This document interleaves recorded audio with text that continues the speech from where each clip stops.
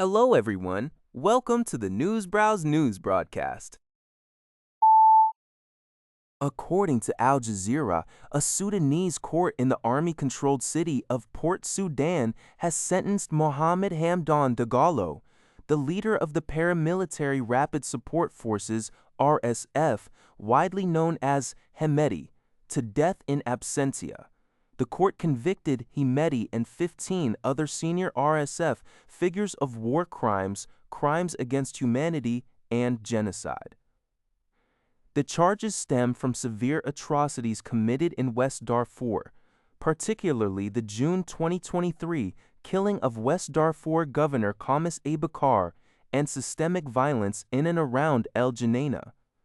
Since April 2023, Sudan has been locked in a devastating civil war triggered by a power struggle between Army Chief General Abdel Fattah al-Burhan and Hemedti. While the National Army recently recaptured the presidential palace and expelled the RSF from most of Khartoum, fighting continues in the west. The RSF recently consolidated its hold on Darfur and is currently besieging El Obeid in North Kordofan. The practical impact of this ruling remains uncertain, as Hemedti's whereabouts are unknown and the RSF controls vast swathes of western Sudan. The RSF has denied committing war crimes, while international bodies continue to investigate atrocities committed by both sides.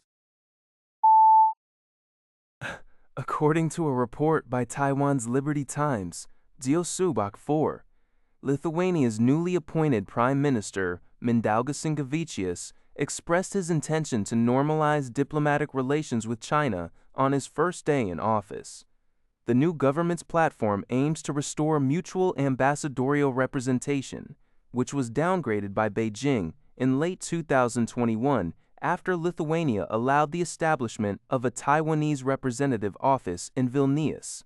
Sinkevičius remarked that the 2021 decision was brave, but maybe too brave, and somewhat detached from the broader international context, noting that most countries opt for Taipei rather than Taiwanese to avoid sovereignty implications. Nevertheless, the Prime Minister emphasized his belief that Lithuania can mend ties with Beijing without altering the current status of the Taiwanese representative office.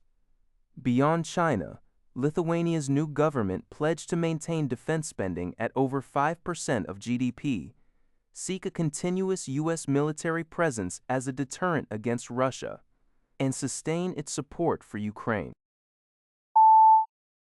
South Korean defense contractor Hyundai Rotem announced on Tuesday that it has achieved a significant milestone by receiving the NATO AKP-2 one-ton Sortin quality assurance certification for its K2 main battle tank.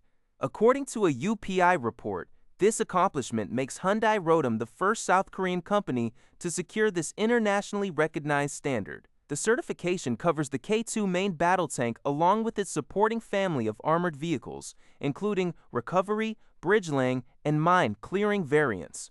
The accreditation was granted by South Korea's Defense Agency for Technology and Quality, which became an official NATO certification body last year. This development is expected to bolster the company's export potential across Europe, the Middle East, and Latin America. Hyundai Rotem has already established a footprint in the European market through a major contract with Poland, a NATO member, to supply 360 K2 tanks. Company officials stated that this certification underscores their commitment to quality and enhances the global reputation of South Korea's defense industry. According to a report by CNBC, Demis Hassabis, the head of Google's artificial intelligence division, Google DeepMind, has called on the United States government to spearhead a new standards body to oversee advanced AI models. In a proposal shared on social media platform X, the Nobel laureate warned that urgent action is required to address national security risks, including cyber threats and potential biological or nuclear risks associated with the pursuit of artificial general intelligence. Hassabis proposed a public-private partnership modeled on the Financial Industry Regulatory Authority, which would be federally overseen and funded primarily by the tech industry. Under this framework, companies developing frontier models would voluntarily submit them for testing up to 30 days before release, with evaluation eventually becoming mandatory for deployment in the U.S. market. This proposal comes amidst a tightening race between the U.S. and China over AI leadership. Recently, highly competitive and lower-cost models from Chinese startups have gained traction among American firms, leading U.S. lawmakers to consider new restrictions on foreign AI adoption. Hassabis, alongside other tech executives, previously advocated for a U.S.-led regulatory coalition during a G7 meeting.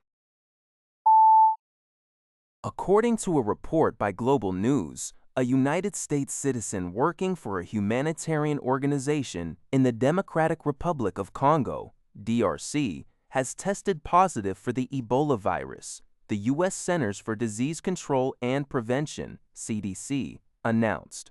The patient, an employee of the disaster relief group Samaritan's Purse, contracted the rare Bundibugyo strain of the virus. This specific strain currently has no approved vaccines or medical treatments. The CDC is collaborating with the employing organization, other federal agencies, and international public health partners in the DRC to perform risk assessments and support contact tracing to prevent further transmission. The patient is currently in isolation and receiving care at an Ebola treatment center in the Ituri province. This case marks the second American to contract the virus during the ongoing outbreak, which the Africa Centers for Disease Control and Prevention recently described as the fastest-growing Ebola outbreak ever recorded on the continent, with over 1,800 confirmed cases and hundreds of deaths. That's all for this video. Thank you for watching. See you in the next video.